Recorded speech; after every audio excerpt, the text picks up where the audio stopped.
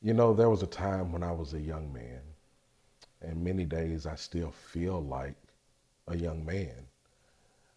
But when we have conversations like we're going to have today, big uck energy. I mean, I'm in my big fours. I mean, big fours. 45, big unk energy. Throwbacks, chapter 1, verse 10. What's good? Welcome or welcome back to Throwbacks, the place where we get to discuss the unexpected theology of old school hip hop and R&B.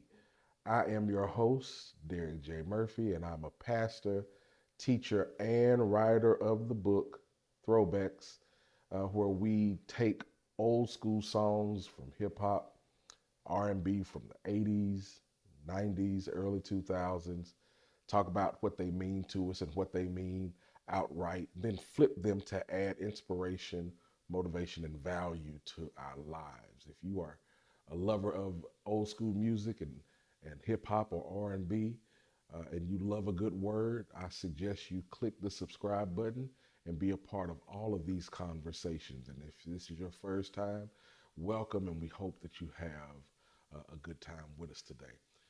Today, in Big Unk Energy, we're going all the way back to 1988. 1988. 1988 is the year that James Hansen, a NASA scientist, testified to the U.S. Senate that human made global warming had begun, becoming one of the first environmentalists to warn the public about global warming. 1988, Vice President George H.W. Bush is elected the 41st President of the United States. It's the first election that I remember. Michael Dukakis all the way back to Massachusetts. 1988. 1988 is the year of the Seoul Korea Olympic Games, where standout athletes like Greg Louganis, Carl Lewis, Jackie Joyner Kersey, and Flojo Florence Griffith Joyner dazzled the world with their athletic acumen. 1988. In 1988, I was in third grade. That's right, Miss Ross's class, third grade. 1988 is the year that it had to be set straight by our artist for the week, Big Daddy Kane. Big Daddy Kane was born Antonio Hardy, and he began his rap career in 1984 after meeting legendary Biz Markie and co-writing many of Biz's hits. His writing skill gave him the in to the music industry, and then his lyrical aptitude made him a hip hop superstar. He was signed to Cold Chillin' Records in 1987, and after that, he released his debut album, Long Live the Kane, that next year in 1988. He got his name from two different sources. Big Daddy, played by Vincent Price, and if you know anything about Vincent Price, he had a voice that was extremely smooth, but yet terrifying at the same time. And then he got the Kane part from the character from Kung Fu, the television show, played by David Carradine. Kung Fu being tough and kind of an assassin, if you will. Uh, this was the way that he described himself: a smooth, stone cold, lyrical assassin. And that's really the theme of our song this week, Ain't No Half-Steppin'. Ain't No Half-Steppin' is the lead single from his debut album, Long Live the Kane. And it's written by him, produced by legendary producer Marl, and it has samples of Blind Alley from The Emotion, which is the musical undertone of the song. Some of the breaks and background sounds sampled from UFO by ESG, and the hook is from the Heat Waves song of the same name, Ain't No Half-Steppin'. Overall, it's a smooth and laid back track. There is nothing extremely jarring about the music of this song. It's pretty smooth and laid back. And when you look at the video, even the video has sort of an elegant look, and it has the typical visuals of a hip hop song from the golden age of hip hop. When you talk about the golden age of hip hop, you're talking about the time between 1984 and about 1989, before gangster rap takes a hold, right? And so when you look at these videos, you're gonna see big gold chain ropes. You're gonna see Adidas tracksuits. You're gonna see a high top fade. You're gonna see pretty half-dressed girls. And these are the typical things that we see in most of the videos from the hip hop golden age. And this is no different. What was a little bit different for me was that we get to see Big Daddy Kane in a suit. I'm talking shark skin suit and tie, which was a bit different. He wanted to present himself in a more smooth and GQ way. I think he was taking the LL Cool J route of trying to appeal to the ladies. And so, you know, this was sort of instead of a street thug look, he was looking more like a mafia gangster, if you will. So um, in the video, it's a theme of a match between two guys, right? And we see him coming down the aisle with his boxing robe on, only to get into the ring with his suit on.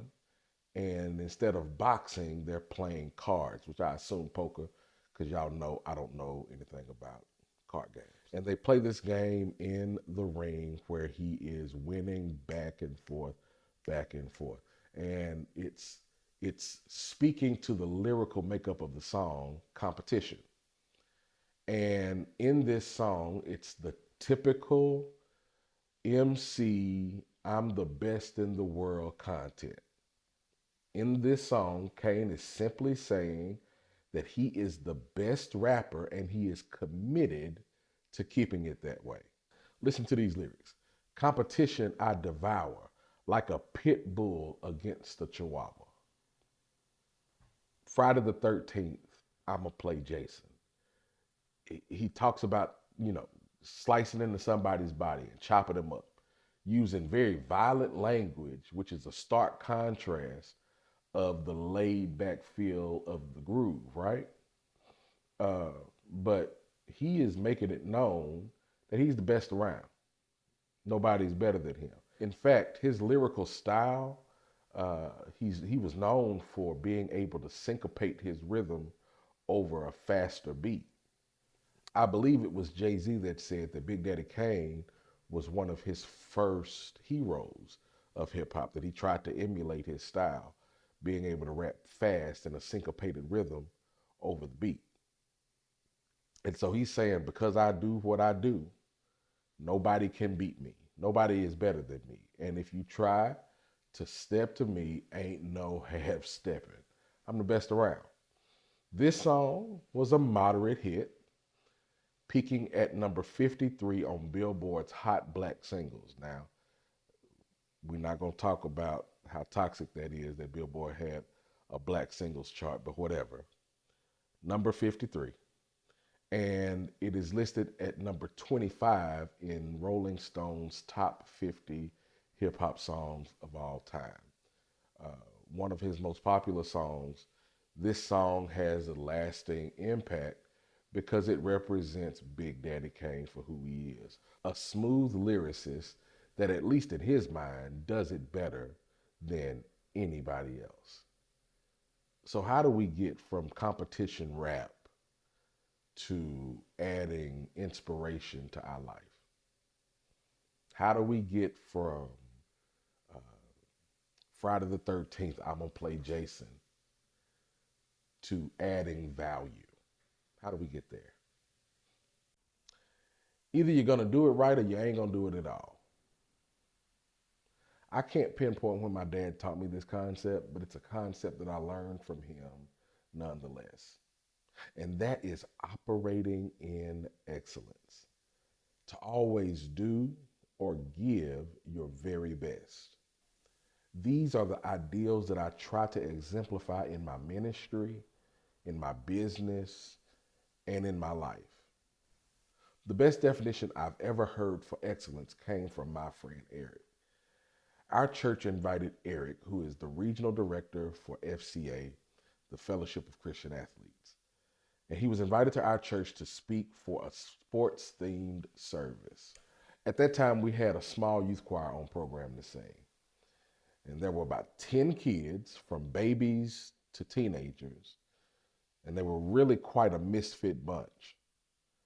Eric admitted that he didn't expect much from the group. But when they opened their mouths to sing, he was blown away. He said, "This choir is excellent in that they gave me more than I was expecting." You hear that? This choir is excellent in that they gave me more than I was expecting. Now that stuck with me. Excellence as giving them more than they expect.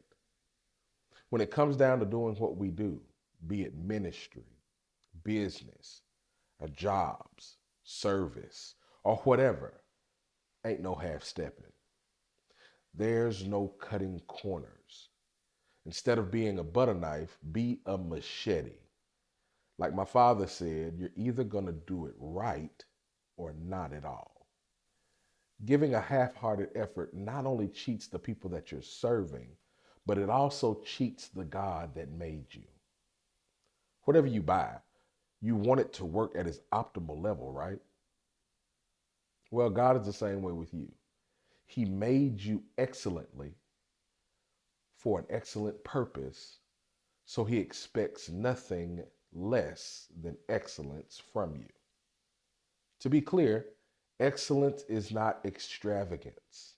It's not about being expensive, but simply going further than they expect. Solomon, the wisest man in biblical history, said it best in Ecclesiastes 9 and 10a. Whatever your hands find to do, do it with all your might. Because ain't no half-stepping. If you made it to this point, I want to thank you for checking this out and joining us again today. If you've really enjoyed the content and you want to hear more, click the subscribe button to be notified every time a new episode drops. And do me a favor, click the like button or leave a comment to engage with the content. That really helps to spread the word about what we're doing here at Throwbacks. And if you want to directly spread the word, if you know somebody who still listens to the golden age of hip hop or artists like Big Daddy Kane, share this with them and help us spread the word about what we do here at Throwbacks. And that's building people. Speaking of building people, if you're interested in the book or any of my content, you can visit derekjmurphy.com. That's DerekJMurphy.com. And there you can find my book, Throwbacks, and any other book that I've written. You can find my blog. You can also find merch. And you can connect with any of my social media platforms at I Am Building People there on the site. So with that being said, know that God loves you best, and I love you best I can. See you the next time. Peace.